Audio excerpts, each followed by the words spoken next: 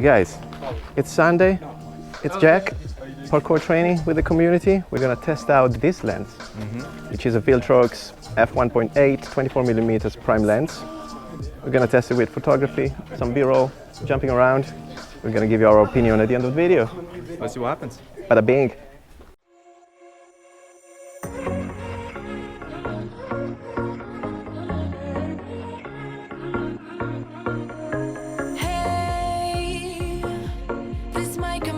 Total madness, but just wait. I really need to tell you something. Yeah, I've been a cynic for so many of my days. Now you just my makeup believer out of me, 'cause you look so pretty in the sunrise, and somehow now everything is alright.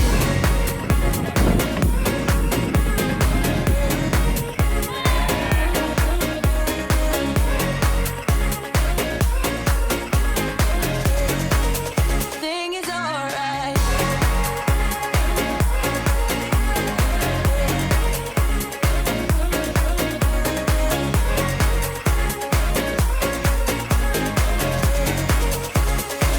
Everything is alright.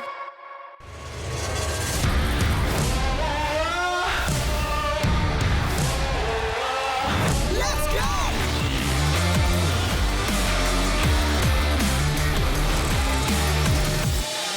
Alright guys, so let's talk about this lens. As I mentioned, prime lens by Viltrox, 24mm fixed focal length.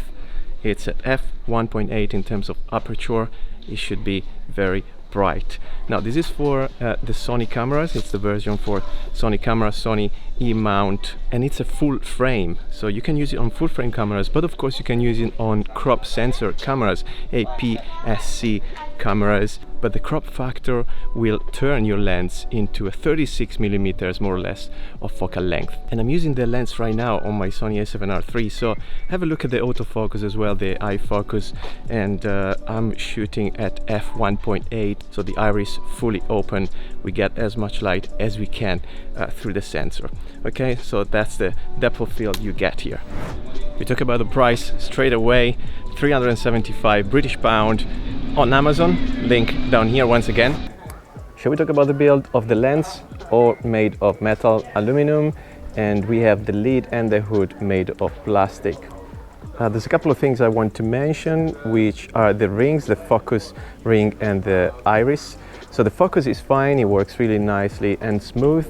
The iris one, as I usually actually focus with my left hand, it doesn't really match the ribbed ring here, so it doesn't flow as good. It slips because it's not ribbed for me, and it kind of makes some weird noises, as I'm trying to show you here.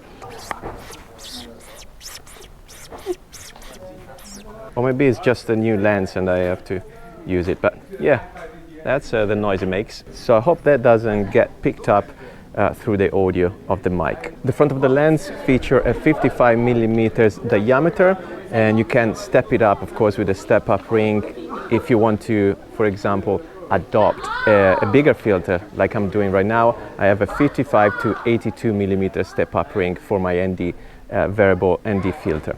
And also the lens feature a USB-C port right here close to the sensor, which is used to upgrade the firmware of the lens. Overall, I think it's kind of water sealed, yeah, apart from the USB-C connection, but who is actually gonna use the lens this way ever, especially when it's raining, right? I'm just sitting down for a bit.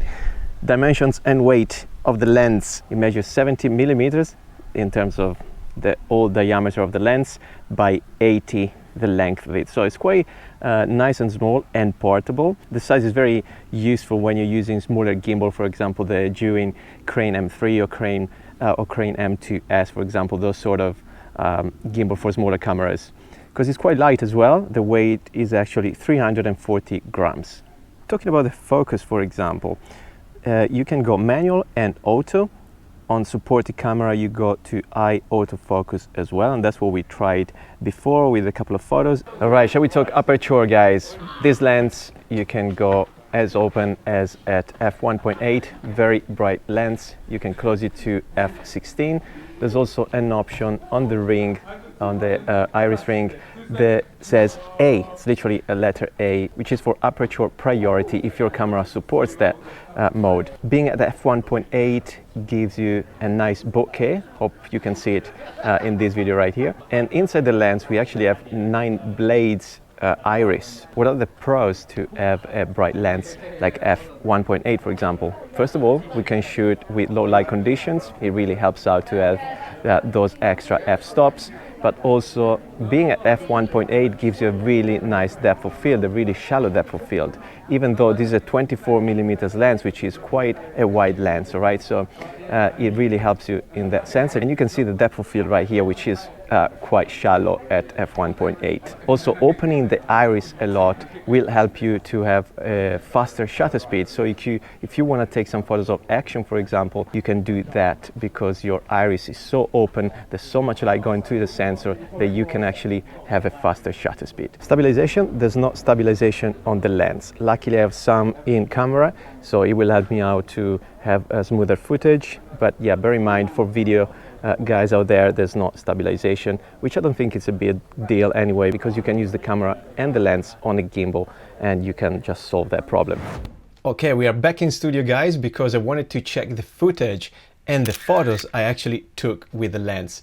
So after the video, I went outside with my friend and the baby, and we tried to use the lens with the flashlight and take some portrait photos outdoors. So I've got some feedback here. We're gonna go through other different features of the lens. And I wanted to start with flares. And to be honest, I haven't noticed any flares, even with the flashlight or filming or shooting photos against the sun. I didn't really notice anything. Probably a tiny bit in one photo, but that was it.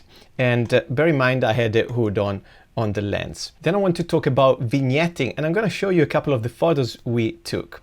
There's a tiny bit of vignetting, nothing to worry about, but if you ever look at this photo, for example, around the edges, yeah, you notice here, I can adjust it simply by doing that, adding a bit of sharpness, and that's it.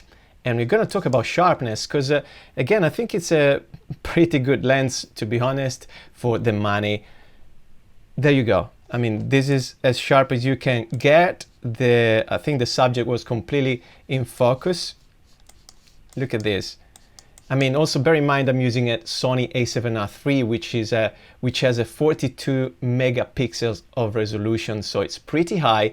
But I think the lens is doing a good job. It's as detailed as it can go. It's not very sharp, it's quite soft, which I personally like because you can sharpen it in post-production. So it looks really nice under this point of view. Distortion, didn't notice much of that either. The lines are pretty straight. There's probably a bit of distortion here on the roof on the side, but yeah, probably a little bit in this wall. Again, nothing I would worry about. If you do some correction in Lightroom, it's all fixable. Yeah, video wise it's probably a different story. Chromatic aberration, that's something I noticed. Actually, there's a tiny bit of magenta and green, as you can see here, for example. In yeah, some of the photos is definitely there. Nothing I would worry about, to be honest, on my side. Focus, that's something else I wanted to talk about now that I checked the footage actually. And during the video you've seen at the beginning, I was filming a bit with autofocus on my Sony A7R III and a bit with manual focus. The autofocus works okay. I think it's really smooth. It doesn't have those sudden back and forth that you get with other lenses or cameras, so very happy with those. The eye focus in terms of video didn't work as well. So it gets the eye once in a while, but it tends to focus on the actual face more than the eye, even though I had the eye focus turned on the camera. Overall, once again, for the price, I would actually get the lens. If you're looking for a 24mm prime lens, why not? It's portable, light, you can put it on smaller gimbals, you can travel with it, you take nice photos, you can use it for video work, it's a low rounder.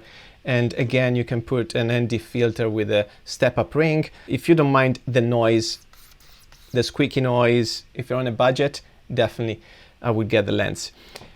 What else? Hit the subscribe button for more reviews like this one. A lot of stuff coming as always. I hope to see you on the channel. I'll see you in the next one. Take care.